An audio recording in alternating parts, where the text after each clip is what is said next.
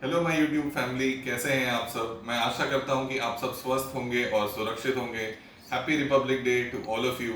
आज हम बात करेंगे घुटने के अंदर की चोटों के बारे में। इसमें मोस्ट कॉमन है एसीएल टेयर और मेनिस्कस टेयर। अब एसीएल होता क्या है?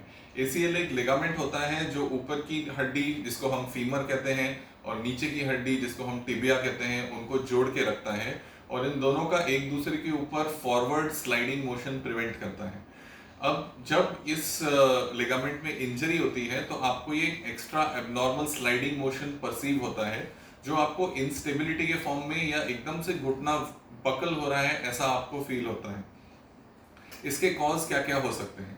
कभी भी जब आगे की तरफ से बहुत ज्यादा फोर्स से आपको चोट लगेगी तब ये एसीएल टूट सकता है। इसका काम होता है कि आगे की और पीछे की हड्डी को स्लाइड होते हुए प्रिवेंट करना।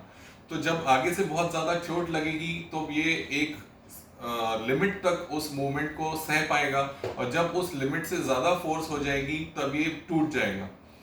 तो जब ये टूटेगा तब आपको बहुत दर्द होगा, घुटने में सूजन आएगी और शायद आपको एक क्लिक या पॉप का साउंड भी सुनाई दे।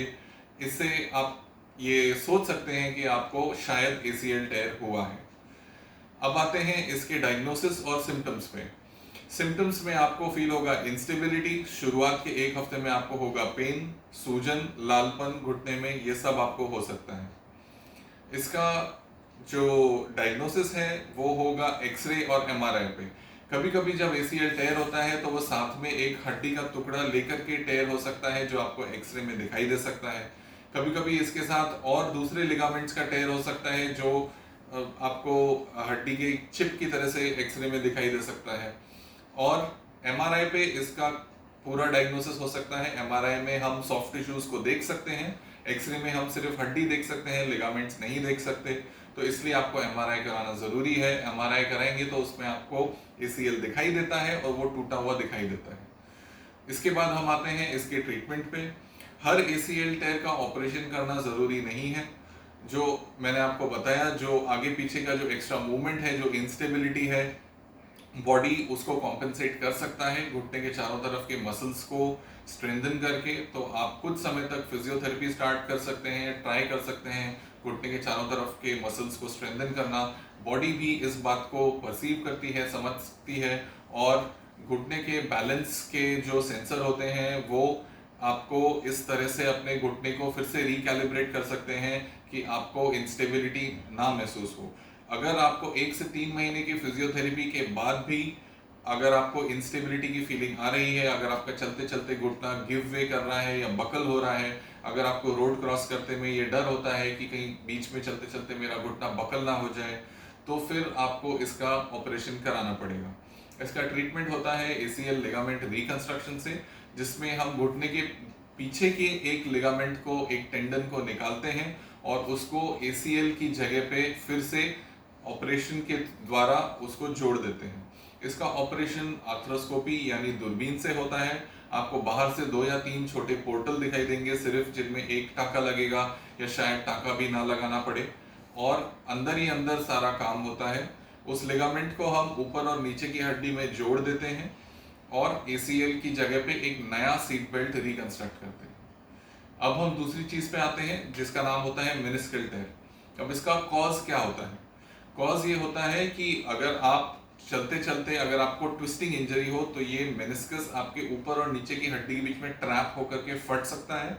दूसरा कॉज ये हो सकता है कि आप कुछ खेल रहे हो, बास्केटबॉल, फुटबॉल, बैडमिंटन, आपको ध्यान ना हो और एकदम से आप फोर्स के साथ उस पर वजन डालें और ट्विस्ट करें, इसमें भी आपका मेनिस्कस टेयर हो सकता है। कुछ लोगों को कंजेनाइटल यानी बचपन से ही डिस्कॉइड मेनिस्कस होता है, जो सी शेप की बजाय एक पूरा सेमी सर्कुलर मेनिस्कस होता है। उसके घुटने के बीच में एंट्रैप होने के और टेयर होने के चांसेस ज्यादा होते हैं। कभी कभी ये बहुत ही छोटी चीजों से भी हो सकता है, जैसे आपने एक स्टेप चढ़ा या एक स्टेप उतरा और साथ में आपका घुटना ट्विस्ट हो गया, उसमें भी आपका मेनिस्कस बीच में फंस के ये टेयर हो सकता है।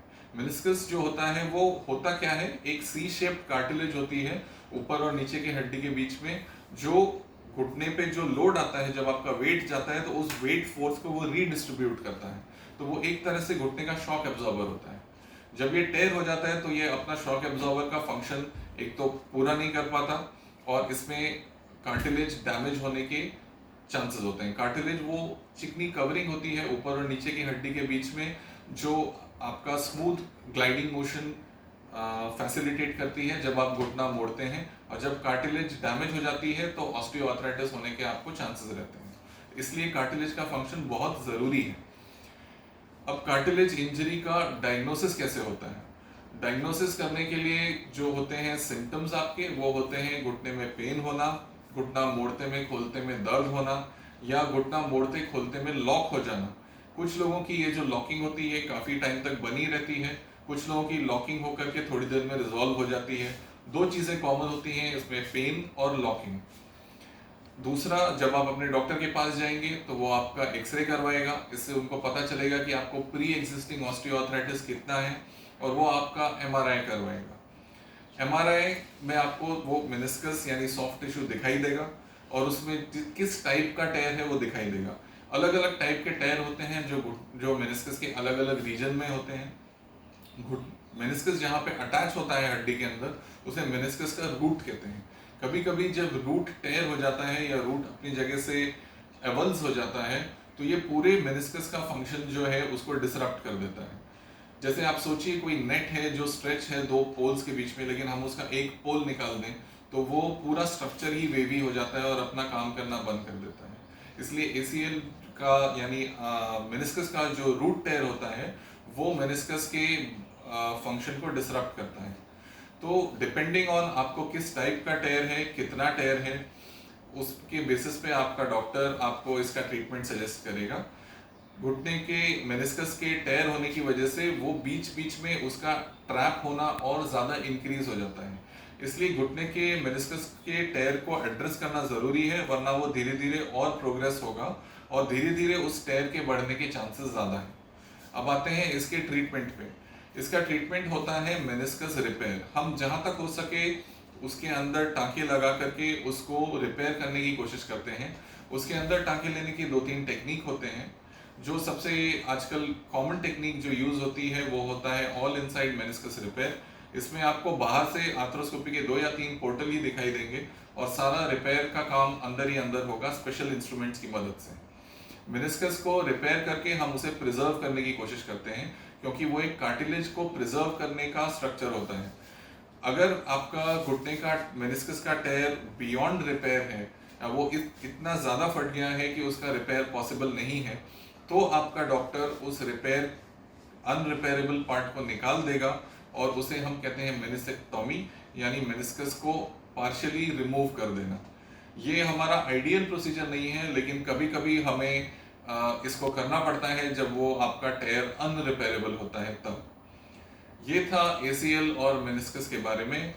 अगर आपको कभी ऐसी कोई चोट लगे, आपके घुटने में सूजन लालपन आए, कभी आपको ट्विस्टिंग इंजरी के बाद बहुत ज़्यादा दर्द हो, तो ज़रूर अपने डॉक्टर को कंसल्ट करें, इस बारे में डिले ना करें और इसका सही डायग्नोसिस और सही ट्रीटमेंट करें। मैं आपसे ये रिक्वेस्ट करूंगा कि आप हमारे चैनल को लाइक और सब्सक्राइब करें और शेयर करें और इंस्टाग्राम पे हमें फॉलो करें।